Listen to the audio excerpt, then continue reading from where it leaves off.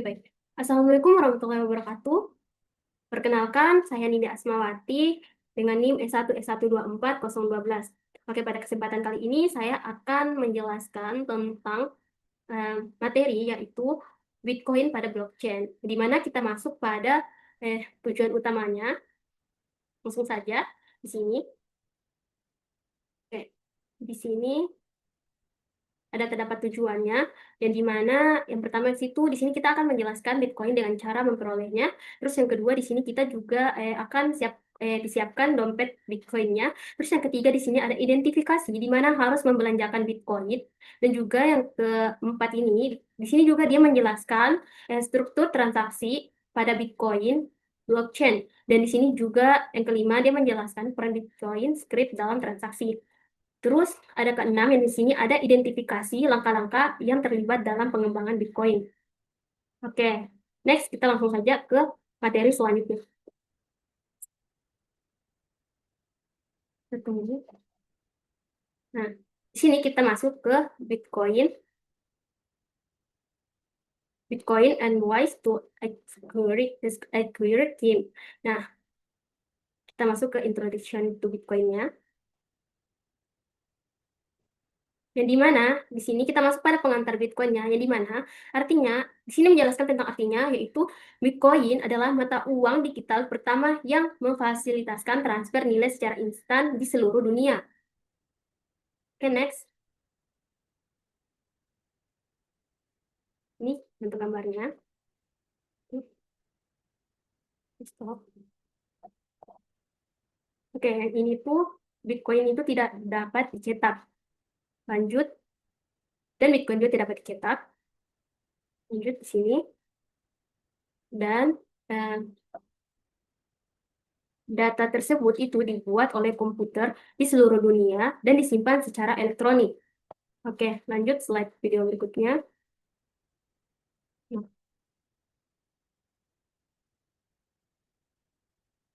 ini kita. Oke.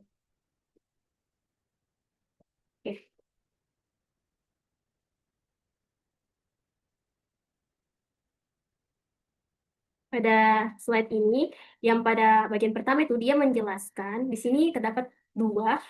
Ini ada manajemen transaksi dan juga penciptaan mata uang, yang dimana pada bagian pertama ini dia itu menjelaskan tentang mentransfer koin dari satu alamat ke alamat lain. Terus pada yang kedua ini penciptaan mata uang, yang dimana dia mengatur nilai moneternya. Nah, oke, next. Kita percepat aja.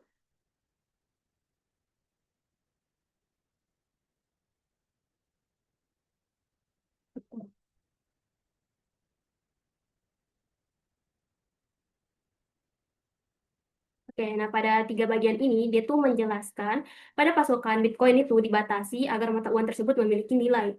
Dan yang bagian kedua ini, tingkat pembuatan blok itu disesuaikan setiap 2016 blok. Dan juga pada bagian ketiga ini, jumlah Bitcoin yang dihasilkan per blok itu berkurangnya itu sebesar 50% setiap 210.000 blok.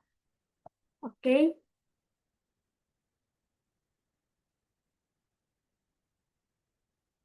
nah di sini ada contoh gambar dompet digital. Hmm.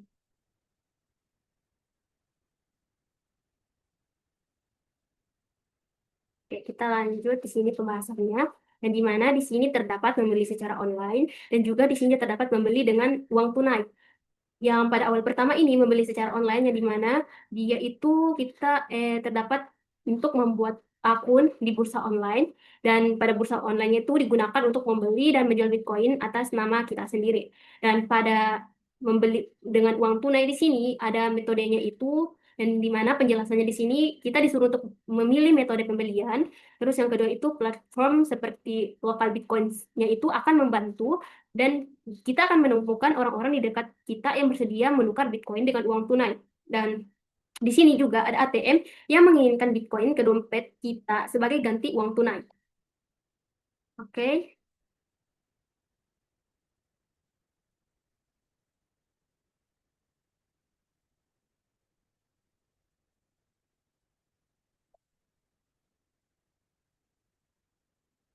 Nah, lanjut ke materi. ini, yang dimana di sini terdapat 4 bagian langkah. Langkah pertama itu di sini kita memilih bursa, yang dimana di sini terdapat paduan-paduan dasarnya untuk membeli Bitcoin dari bursa. Yang pertama ini kita disuruh untuk memilih bursa, yang dimana ketika kita pilih bursa pertukaran dengan memasukkan eh, tukannya negara tempat tinggal kita, lalu pilih dari daftar bursa pertukaran yang tersedia. Terus pada langkah kedua itu kita juga disuruh untuk buat akun, yang dimana buat akun di bursa sebagai bentuk identifikasi diperlukan tergantung pada bursa tersebut. Nah, pada langkah ketiganya ini kita disuruh untuk hubungkan rekening ke bank, yang dimana di sini penjelasannya bahwa yang dimana dia menghubungkan satu atau lebih rekening bank ke akun bursa kita untuk membeli atau menjual Bitcoin. Dan pada langkah keempat ini kita disuruh untuk memilih jumlah, yang dimana kita memilih jumlah Bitcoin yang ingin dibeli dan kita memasukkan alamat Bitcoin kita, dan dan setelah itu kita melakukan konfirmasi pembelian. Oke, next. Masuk ke Base Bitcoin Exchange. Kita percepat aja.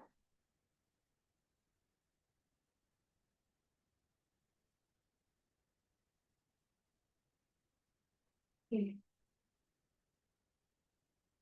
Di sini ada pertukaran Bitcoin secara terbaik, di mana di sini ada 5, ada Coinbase, Spectro Coin, Coin India, ada Kraken, dan Bitcoin lokal, yang di mana Coinbase ini salah satu bursa Bitcoin yang terbesar di dunia.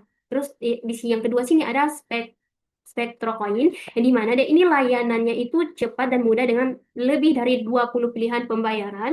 Terus yang ketiga ini ada Coin India, yang dimana dia memungkinkan kita membeli Bitcoin dan 700 koin lainnya dengan Visa dan Mastercard-nya. Lalu di sini ada Kraken, yang dimana pada ini dia tuh adalah platform pertukaran yang terbaik untuk deposit dan pembelian Bitcoin di hari yang samanya. Terus di sini juga ada Bitcoin lokal, di mana di sini dia layanan perantara yang membantu mempertemukan pembeli dan penjual Bitcoinnya. Oke, next. Kita langsung saja ke materi selanjutnya. Oke, kita masuk ke bagian yang ketiga ini, yaitu Bitcoin Wallets and Ways to Set Them Up. Yang mana kita percepat saja. Kita masuk pada bagian dompet. Oke, kita hentikan. Nah, di sini ada penjelasannya, yang dimana dompet Bitcoin adalah dompet digital di mana kunci pribadi digunakan untuk mengakses alamat Bitcoin dan tanda tangan untuk transaksi. Oke, next.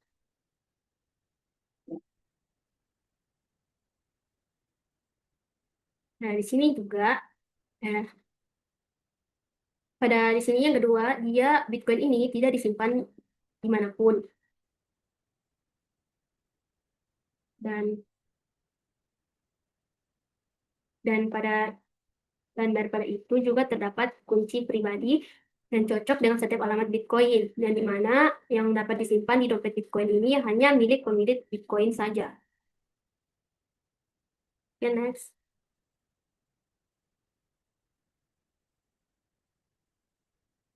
Nah, di mana pada gambar ini menjelaskan bahwa di sini ada seseorang yang mentransferkan Bitcoinnya ke lanjut kita ke jenis-jenis dompet.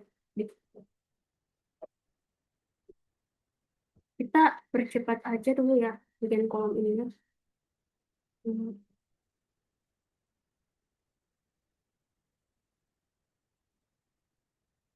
Nah, ini semua. Oke, lanjut di sini jenis dompet Bitcoin. Di mana di sini terdapat 5 jenis dompetnya. Di sini ada dompet perangkat lunak, dompet web, dompet perangkat keras, dompet kotak, dan dompet seluler. Di mana di sini ada penjelasannya bahwa dompet perangkat lunak itu diinstal di komputer untuk menyimpan kunci pribadi. Dan di mana sedangkan pada dompet web itu dompet online yang sangat praktis dan dapat diakses di dana kita dari perangkat apapun. Sedangkan pada dompet perangkat keras itu dompet yang digunakan untuk menyimpan kunci pribadi pada perangkat penyimpanan seperti drive USB. Terus di sini ada dompet otak, yang dimana dia mengacu pada konsep menyimpan Bitcoin di dalam pikiran seseorang dengan menghafal frasa kunci. Dan yang terakhir di sini ada dompet seluler, yang dimana dia itu seperti dompet digital yang berjalan sebagai aplikasi yang menyimpan kunci pribadi kita yang untuk melakukan pembayaran langsung dari ponsel kita. Nah, sama. Seperti ini. Oke, next selanjutnya kita masuk ke pembahasan. Nah, di sini itu adalah aplikasi-aplikasi tempat penyimpanan dompet Bitcoin yang terbaik. Teman-teman dapat lihat ada software wallet, web wallet, hardware wallet, mobile wallet. Di sini ada, di situ tempat penyimpanan terbaik. Oke, kita masuk ke demo setup a web wallet and software wallet.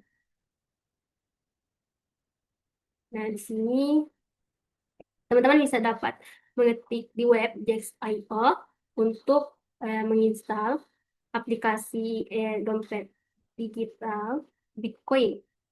Tapi karena ini udah nggak ada, soalnya saya sudah mengeceknya di web, kita langsung teman-teman bisa ke, oke nih langkah-langkahnya, dapat melihat karena Jaxx.io biasanya nggak bisa, kita ke langkah kedua, yang mana sini teman-teman dapat bisa menginstal ESODOS. Teman-teman dapat mencarinya saja di web, ketik ESODOS. Nah, di sini akan muncul, dan lalu sini teman-teman dapat menginstal aplikasi dompet digital Bitcoin ini. Nah, setelah sudah terinstall, nah, teman-teman dapat masuk ke bagian, di sini ada banyak jenis-jenis untuk teman-teman mengakses Bitcoin. Teman-teman sini terdapat dompet untuk penyimpanan Bitcoin, yang teman-teman masuk ke bagian save. Nah, di sini akan diperlihatkan kode QR. Ini teman-teman dapat menyalinnya jika ingin mengirimkan ke atau ingin menggunakan. Di sini juga ada send untuk ingin mengirimkan Bitcoin ke siapapun itu, mau teman atau yang lainnya. Nah, teman-teman dapat melihat contoh tata caranya. Nah, di sini juga ada penjelasannya tadi. Nah, oke, seperti itu. Next, kita ke materi selanjutnya. Kita masuk ke bagian examples of where to use Bitcoins.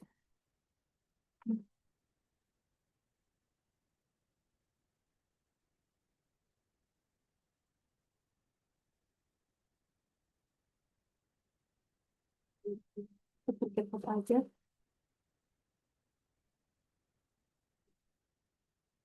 Oke.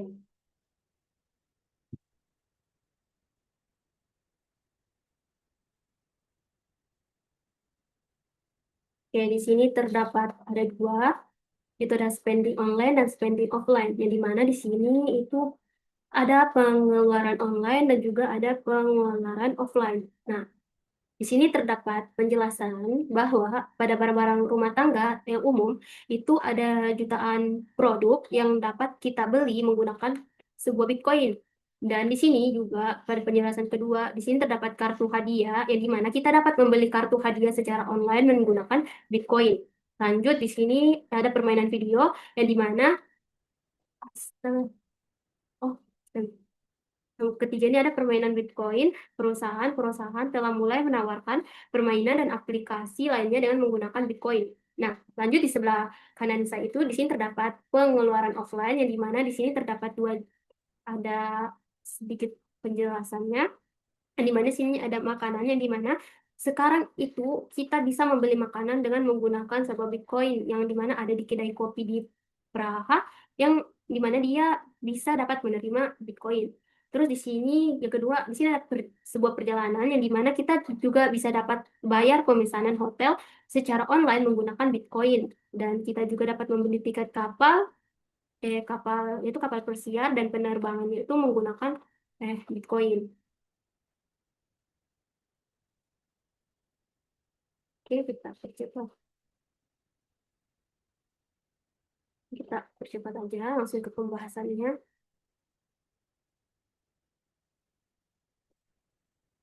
Oke.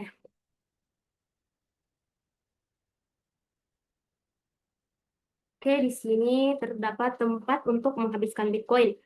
Yang di mana di sini teman-teman dapat melihatnya, di sini ada Overstock.com, toko Shopify, Air, Expedia, Ediver, Dealers, ENC, Newit, Biz, dan Microsoft. Yang di mana di sini terdapat sedikit penjelasan, yang di mana pada Overstock ini dia retail online besar pertama yang menerima Bitcoin.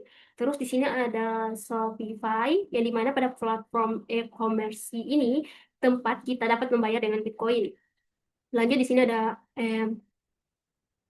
Jet Air yang dimana dia itu pilihan penerbangan yang dan bayar dengan menggunakan Bitcoin untuk terbang bersama Chip Air ini. Lanjut di sini ada Expedia, yaitu yang menyediakan opsi untuk membayar pemesanan hotel mereka dengan Bitcoin. Lanjut di sini ada Giver, yang dimana dia ini situs kartu hadiah populer yang menerima Bitcoin sebagai pembelajaran. Lanjut di sini ada Red Jewelers PNC, di mana dia itu toko perhiasan Amerika yang dimana tempatnya itu dapat membeli perhiasan dengan menggunakan Bitcoin. Lalu di sini ada Newick, yaitu raksasa retail elektronik yang menerima sebuah pembayaran dengan menggunakan metode Bitcoin. Lanjut di sini ada Dish, yang dimana dia penyedia TV satelit dan internet yang mulai menerima pembayaran Bitcoinnya itu pada tahun 2014. Nah, lanjut di sini ada Microsoft, yang dimana dia menggunakan Bitcoin untuk menyetor dana ke akun Microsoft kita. Oke, next kita lanjut ke materi selanjutnya.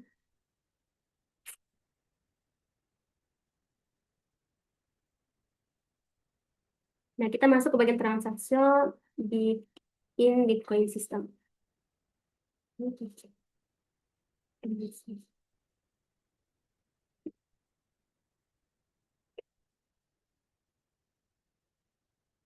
Oke, ada transaksi dalam sistem Bitcoin, yang dimana skenario-nya itu Ross ingin mengirim 5 BTC ke Joy, yang dimana tata cara transaksinya itu terjadi seperti 4 langkah yang dijelaskan di materi ini. Yang di sini terdapat langkah awal yang dimana Joy itu memiliki alamat yang sama dengan Ross. Terus pada langkah kedua ini, Ross membuat pesan transaksi dengan menambahkan alamat Joy serta 5 BTC ke dalamnya. Dan langkah ketiga ini, Ross kemudian mendatangani transaksi tersebut dengan kunci pribadinya dan membagikan kunci publiknya ke jaringan untuk verifikasi tanda tangan. Terus pada langkah keempat ini, Ross menyiarkan transaksi tersebut di jaringan Bitcoin. Seperti itu. Oke, next. Kita masuk ke double spending problem. Kita percepat aja.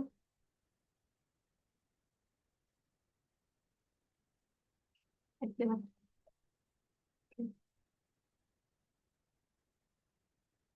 Oke, di sini ada masalah pembelanjaan ganda, yang di mana pada skenario-nya itu Joy itu menggunakan BTC-nya dalam lebih dari satu transaksi. Yang di mana sini terdapat penjelasannya bahwa menggunakan Bitcoin yang sama dalam lebih dari satu transaksi itu disebut masalah pengeluaran ganda, yang di mana yang disebut dengan double spending problem. Oke, next. Kita masuk ke encountering double spending in blockchain. Oke.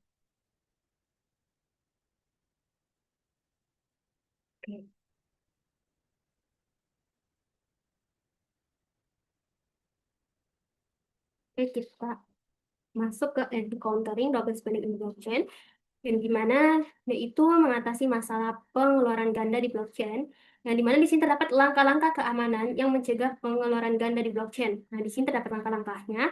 Di sini ada rincian transaksi yang dikirim ke semua dan sebanyak mungkin node dalam jaringan. Terus di sini ada blockchain yang terus berkembang dan setiap pihak itu memiliki salinan blockchain mereka sendiri.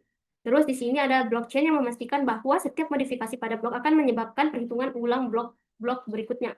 Terus selanjutnya di sini siapapun yang dapat memvalidasi transaksi dan validasi untuk mencegah terjadinya pengeluaran gandanya. Oke, next kita lanjut ke materi video selanjutnya. Nah, kita masuk ke Bitcoin address. Oke.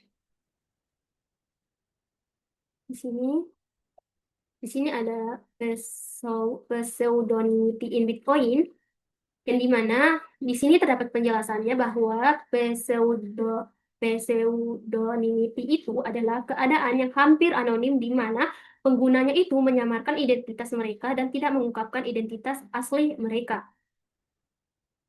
Oke, lanjut.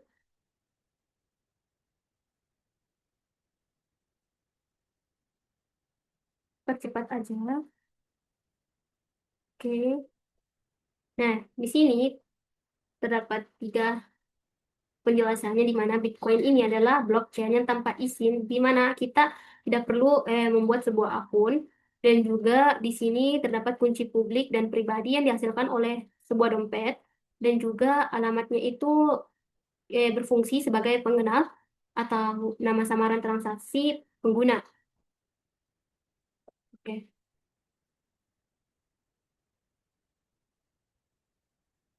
kita percepat namanya.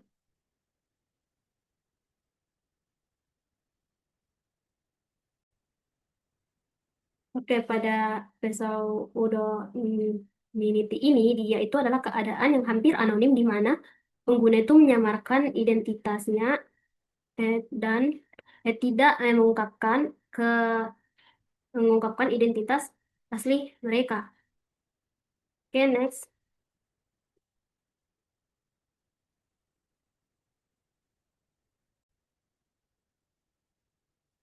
Next.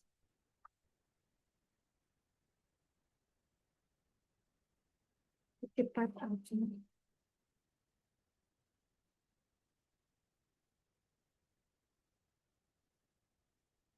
Oke, di sini terdapat eh, alamat Bitcoin, yang dimana alamat Bitcoin tersebut sesuai dengan kunci publik berdasarkan ICDSA-nya yang digunakan dalam Bitcoin. Terus di sini ada contoh alamat Bitcoin yang ditulis, dan teman dapat melihatnya. Lanjut, di sini ada sebuah dompet dapat memiliki banyak alamat seperti itu dan dapat digunakan untuk sebuah transaksi. Oke, kita lanjut ke materi video selanjutnya. Oke, kita masuk ke Bitcoin transaction. OS. Hmm. Lewat. Oke, di sini itu pada gambar ini itu dia menjelaskan cara kerja transaksi Bitcoin-nya itu menggunakan konsep UTXOS, yang dimana dalam wallet Bitcoin itu sebenarnya terdiri dari kumpulan nilai kecil UTXO, yang dimana bukan satu angka yang utuh. Di mana ketika kita ingin mengirim Bitcoin, sistem tidak mengambil sebagian langsung dari saldo, tetapi dia itu menggunakan satu UT, UTXO yang tersedia. Nah, pada contoh gambar ini, yang dimana eh, Ross ingin mengirim eh, 0,15 Bitcoin. Oke, yang di mana sini pada contoh di gambar ini, Ross ingin mengirim 0,15 BTC ke Joy, dan untuk melakukan itu, Ross harus menggunakan UTXO sebesar 0,2 BTC, dan di mana UTXO ini tersebut kemudian dianggap habis digunakan seluruhnya. Lalu sistem membuat dua output bank itu 0,15 BTC yang dikirim ke Joy, dan 0,05 BTC itu dikembalikan lagi ke Ross sebagai kembalian, yang dimana pada transaksi ini saldo Ross yang awalnya 3,21 BTC itu berkurang menjadi 3,06. Oke, next.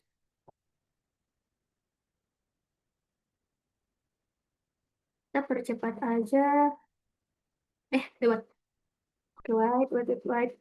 Nih, nah, ini,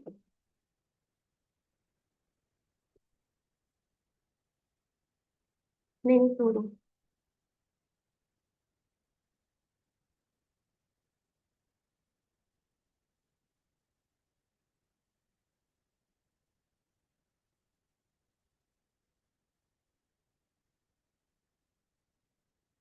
Oke, di sini tuh kita masuk pada bagian struktur transaksi Bitcoin. Nah, yang dimana di sini sebuah transaksi Bitcoin itu memiliki tiga informasi, yang dimana di sini terdapat input, jumlah, dan output.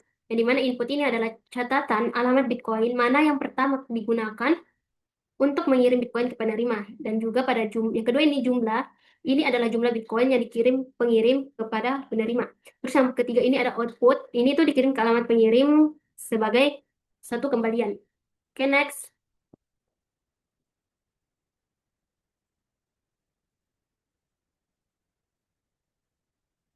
Ini nih. Nah,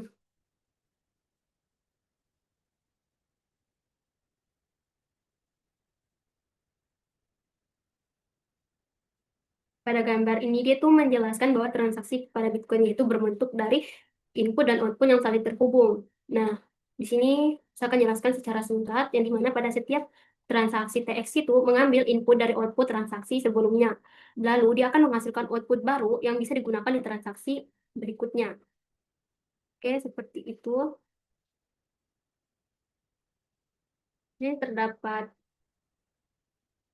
teman-teman dapat membuka di web www.blockchain.com, yaitu yang dimana ini adalah tempat untuk melihat hasil hasil jumlah transaksi Bitcoin kita.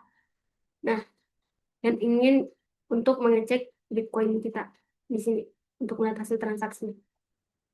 Oke, next ke kita masuk ke materi selanjutnya, Bitcoin Script Features. Oke, teman ini. Nah, kita masuk ke sini. Yang dimana di sini ada script Bitcoin, yaitu fiturnya, yang dimana di sini ada semua transaksi Bitcoin itu memiliki script yang tertanam di dalam input dan outputnya. Yang dimana di sini ada bahasa pemrograman berbasis tumpukan seperti for, ada sistem yang mencatat daftar instruksi di setiap transaksi, terus ada ini yang terdiri dari kode operasi, dan juga ada Bitcoin yang scriptnya itu menjelaskan bagaimana seorang dapat mengakses Bitcoin jika mereka ingin membelanjakannya. Lanjut di sini ada Bitcoin script yang tidak lengkap secara Turing. Oke, next.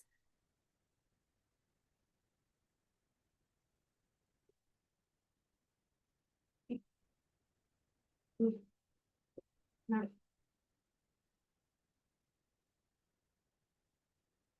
di sini itu ada skenario yang dimana Joy itu memverifikasi apakah transaksi tersebut diprakarsai oleh Ross. Nah, di sini terdapat penjelasannya yang dimana transaksi dari Ross itu dimulai dengan Ross Joy, di mana kunci publik Ross itu dikirim bersama dengan tanda tangan SR Ross Joy yang dapat diverifikasi oleh Joy. Oke, nah di sini ada Bitcoin yang mentransfer script sebagai pengganti tanda tangan dan kunci publik, yang dimana, oke, ini ada penjelasannya, yang dimana Joy itu hanya dapat menggunakan Bitcoin jika kedua script tersebutnya itu mengembalikan nilai true-nya itu setelah dieksekusi. Oke,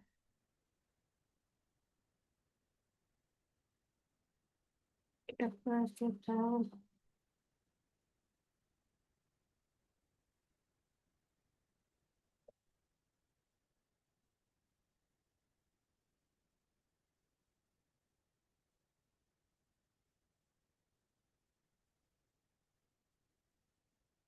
Nah, pada penjelasan gambar ini dia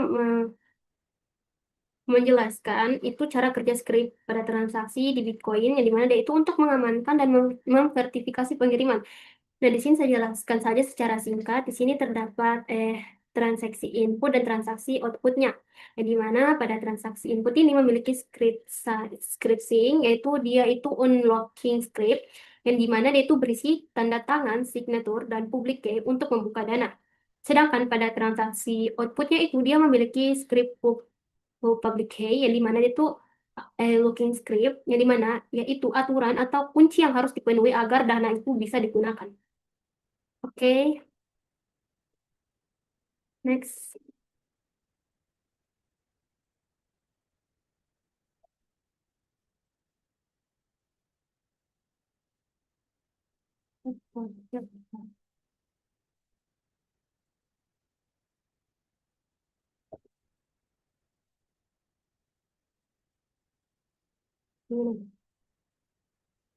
Nah, ini ada sedikit strukturnya, ada sing, pulka, deup, ada hash 160, public hash, equal FTP, check sing. Oke, next kita ke materi selanjutnya. Kita masuk ke Bitcoin Script Instruction. Cepat. Lewat. Oke. Nah, di sini terdapat petunjuk script Bitcoin yang di mana script itu sebenarnya adalah daftar instruksi yang dicatat pada setiap transaksi. Dan di mana di sini ada bahasa script Bitcoin yang kecil. Lalu di sini terdapat sistem yang terdiri dari 256 26 opcode dan di mana 15 diantaranya itu dinonaktifkan dan 75 diantaranya itu dicadangkan. Dan di sini juga terdapat setiap instruksi itu berukuran 1 byte. Dan di sini kodenya itu memiliki hal-hal yang seperti ada konstanta, kontrol aliran, tumpukan, dan logika bitwise, aritmatika, ada kriptografi, waktu pengujian, dan kata semu, dan kata yang dicadangkan. Oke.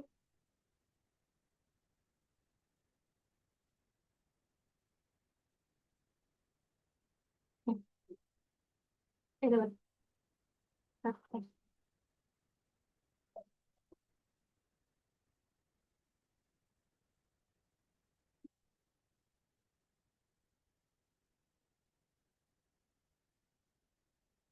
Oke.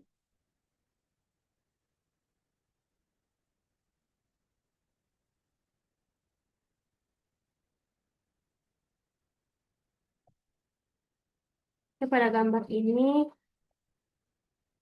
dia menjelaskan tahap prosesannya, yang dimana pada gambar pertama itu menjelaskan awal proses executive script pada Bitcoin, yang dimana dia fokus pada bagian data yang dimasukkan ke dalam stack, yang dimana terdapat sing yang dimasukkan lebih dahulu, ada public key yang dimasukkan, lalu dilakukan operasi awal seperti DUP.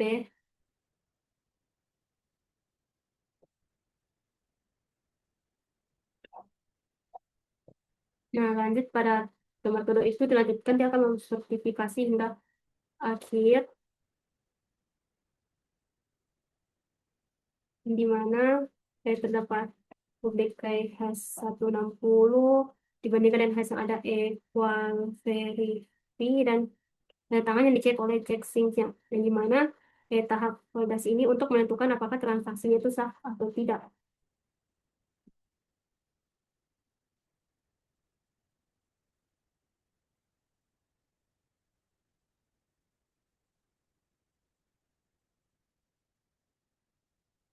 Hmm.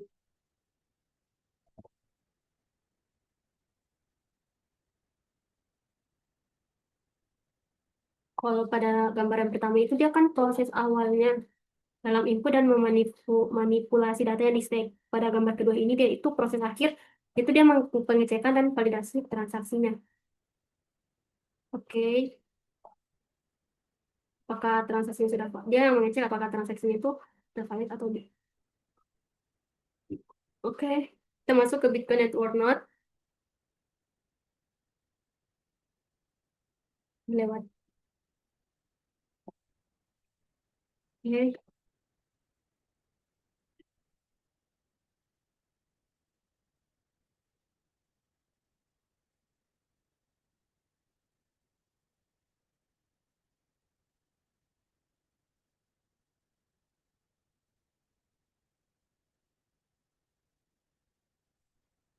kita masuk pada Bitcoin Network yang dimana dia itu adalah jaringan eh yang ada HOC-nya dengan topologinya itu acak.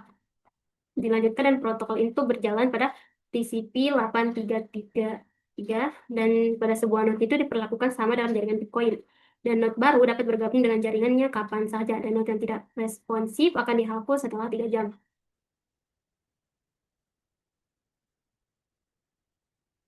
Hmm, ini tadi.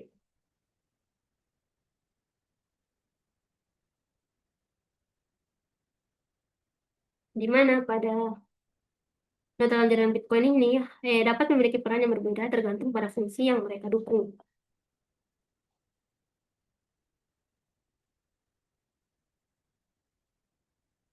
Nah, di sini ada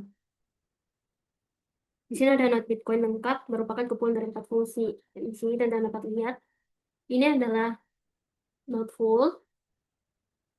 Sini di sini dompet biasanya merupakan bagian dari node penuh, terutama pada klien Bitcoin desktop. Dompet.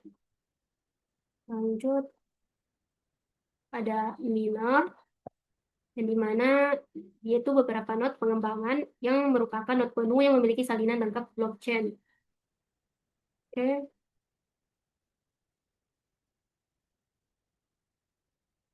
oke. Di sini ada full blockchain, yang dimana dia node-nya ini penuh memelihara salinan lengkap dan terkini dari sebuah blockchain.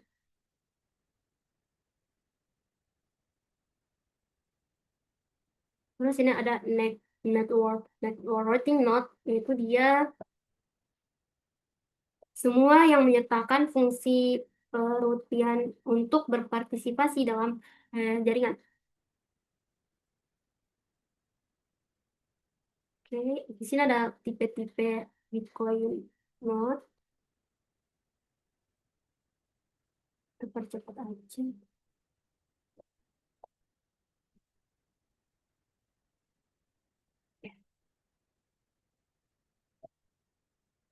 Nah, di sini ada jenis node Bitcoin yang dimana di sini terdapat banyak. Eh, ada client referensi, node blockchain penuh, ada presenten versi tunggal, dompet ringan, ada server protokol, node pengembangan, dan dompet Ethereum ringan SPS. Oke, next kita lanjut ke materi selanjutnya. Oke, di sini ada joining Bitcoin networking.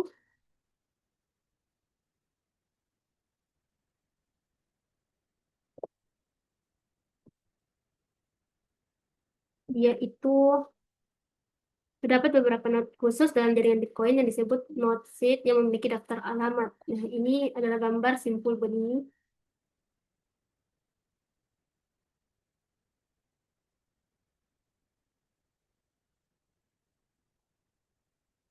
Yang pada orange ini, yang dimana node itu bergabung meminta daftar alamat dari node awalnya. Percepat aja. Nah, lanjut.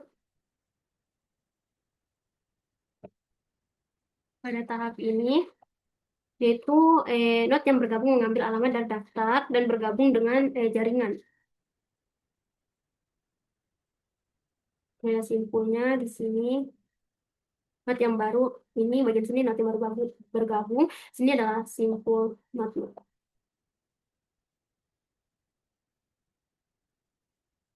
Oke, kita ke materi selanjutnya. Kita masuk ke bagian mini in Bitcoin blockchain.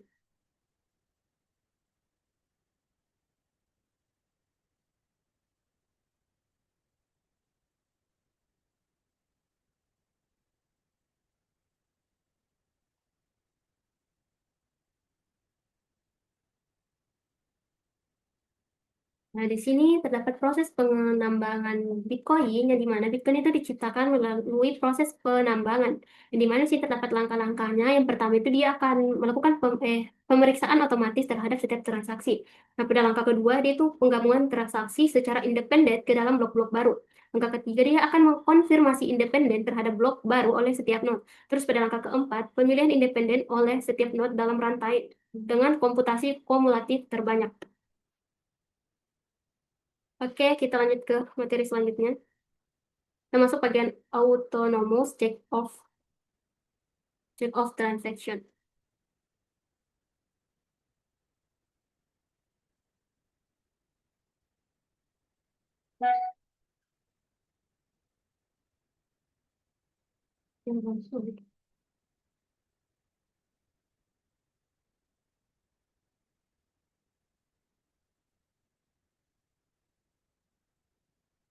Nah, di sini tuh ada proses penambangan Bitcoin yang dimana setiap not Bitcoin yang menerima transaksi akan memverifikasi transaksi tersebutnya tuh terlebih dahulu.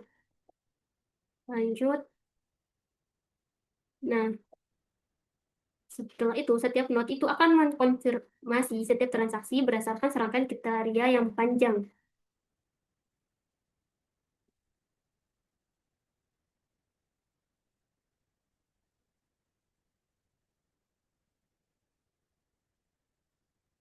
Cepat aja.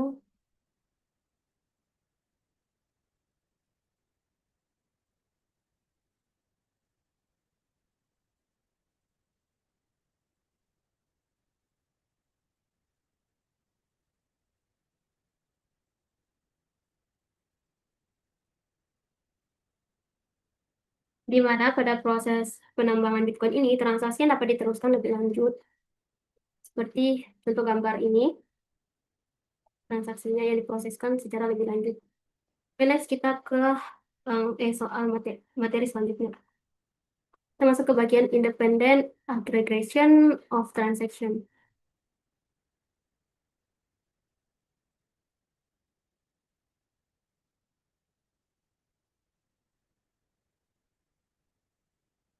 Dan di mana dia itu penggabungan transaksi secara independen ke dalam blok-blok baru.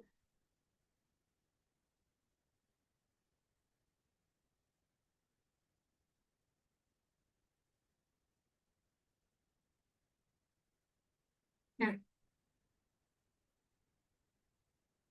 di sini ada penjelasannya, yang di mana not pengembangan mendengarkan transaksi yang mencoba menambang blok baru dan juga mendengarkan blok yang ditemukan oleh not lainnya. Nah, pada yang di sebelahnya, saat not pengembangan melakukan penambangan, ia akan menerima blok yang misalnya itu berupa kode angka 273816 melalui jaringan Bitcoin, di mana kedatangan blok ini menandakan berakhirnya persaingan untuk blok tersebut. Lanjut di sebelahnya, di sini itu dia saat not penambangan mencari solusi untuk blok 273816 ini, not tersebut juga mengumpulkan transaksi sebagai persiapan untuk blok berikutnya, yaitu 273817. Dan di mana saat ini proses tersebut telah mengumpulkan beberapa ratus transaksi di dalam memori pool. Dan setelah menerima blok 273816 dan memvalidasinya, not penambang juga akan memeriksa semua transaksi dikumpulkan memori dan menghapus transaksi apapun yang termasuk dalam blok 273816. Terus di sini ada transaksi apapun yang terjadi di kumpulan memori belum dikonfirmasi dan menunggu untuk dicatat dalam blok baru. Dan di sini ada not yang menambang segera membangun kandidat untuk blok 273817, yang di mana blok ini tuh disebut blok kandidat karena belum menjadi blok yang valid karena belum berisi bukti kerja yang valid. Lanjut di sini ada blok tersebut menjadi valid hanya jika penambang berhasil menemukan solusi untuk algoritma proof of work. Oke, next kita ke materi video selanjutnya. Kita masuk ke meaning puzzle. Puzzle.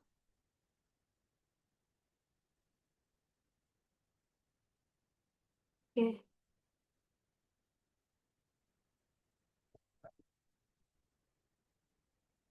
di sini pada gambar ini, dia itu menjelaskan cara kerjanya pada blockchain dan proses Bitcoin mining. Nah, di mana pada blockchainnya itu, dia itu bloknya saling terhubung melalui hash blok sebelumnya, sehingga dia membentuk rata yang aman. Jadi, di mana terdapat isi bloknya ini terdiri dari version, molecular root, difficulty, dan non-C. Nah, di mana mining ini penambang yang mencari nilai, dan non-C ini yang tepat dengan fungsi hash di mana SHA-nya 256 ini hingga memenuhi target. Dan di mana hasilnya jika berhasil, bloknya itu dianggap valid dan ditambahkan ke blockchain.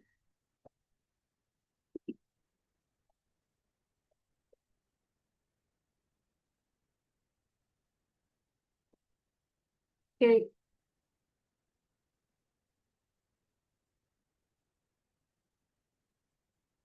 lewat. Nah, di sini tuh penambang yang memecahkan teka-teki dalam 10 menit yang akan menghasilkan bloknya tersebut. Dan penambang telah berhasil menambang blok tersebut.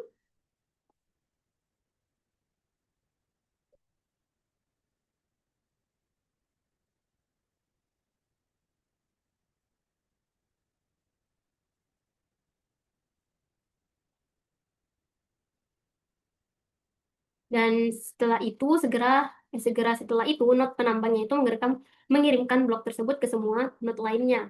Dan bahwa karena penambang menggunakan sumber daya berharga untuk memvalidasi blok, maka mereka itu diberikan imbalan yang berupa uang. Nah,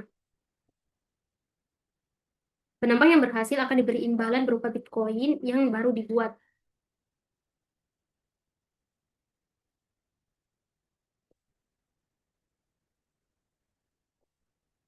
Dan dia blok akan berkurang setengahnya setiap 210.000 blok atau setiap 4 tahun.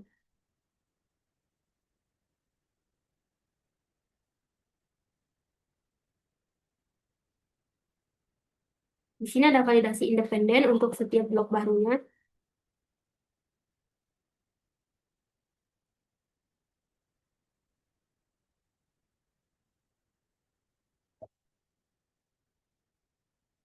Mas blockchain.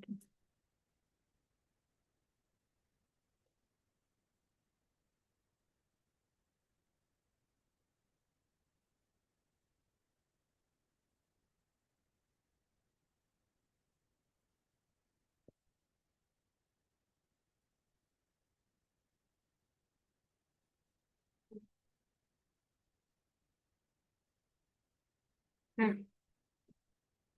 di sini tuh dalam mekanisme konsensus Bitcoin, setiap blok baru divalidasi secara independen oleh setiap node di jaringan yang memastikan bahwa hanya blok yang valid disebarkan di jaringan.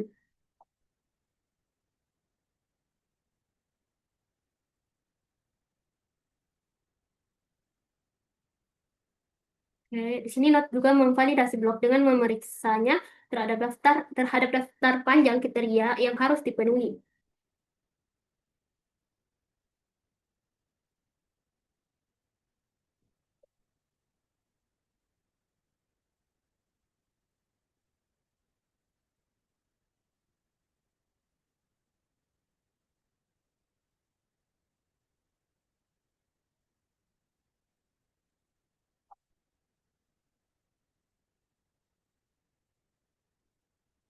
Dan di sini tuh ada proses perakitan dan pemilihan rangkaian blok, di mana langkah ini itu menambahkan blok ke blockchain sehingga mengkonfirmasi semua transaksi yang merupakan bagian dari blok tersebut. Sebagai imbalan, penambang yang menambang blok ini menerima Bitcoin yang baru ditambang.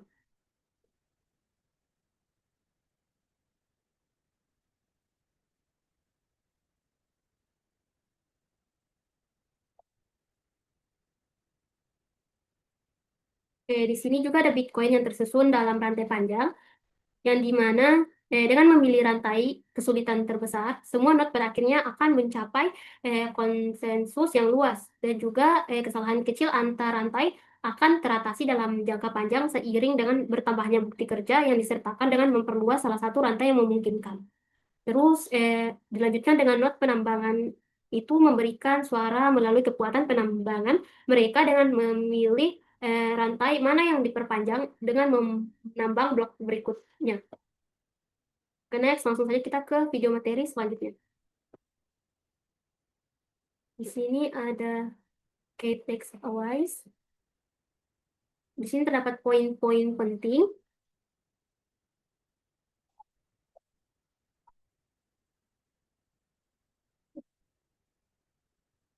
Oke, di sini terdapat oh,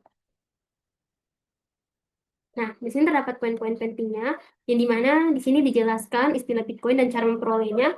Terus di sini juga disiapkan dompet Bitcoin dan juga ada identifikasi di mana harus membelanjakan Bitcoin. Di sini juga dijelaskan struktur transaksi pada Bitcoin blockchain dan juga dijelaskan peran Bitcoin script dalam transaksi.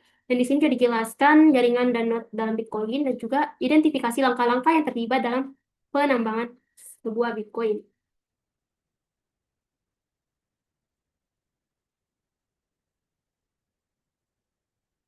Oke, mungkin itu saja materi yang saya jelaskan. Semoga bermanfaat bagi teman-teman sekalian. Wassalamualaikum warahmatullahi wabarakatuh.